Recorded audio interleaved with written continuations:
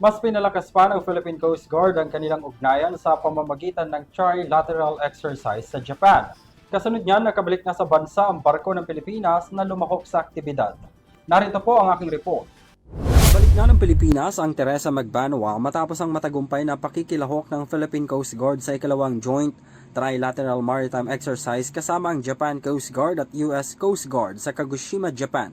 Alinsunod ang inisyatibong ito sa direktiba ni Pangulong Ferdinand Marcos Jr. na naglalayong palawakin ang interoperability ng mga nasabing bansa sa isa't isa. Kabilang sa mga nakibahagi rito ay ang Teresa Magbanua ng PCG ng Pilipinas at JCG vessel na Asanagi ng Japan at USCGC Stratton ng US.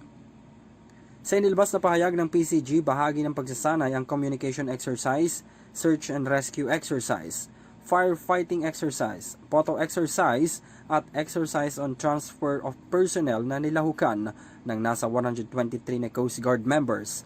Pinalalakas rin ang ugnayan ng tatlong bansang inisyatibo at pagresponde sa mga maritime emergencies pati na ang natural disasters.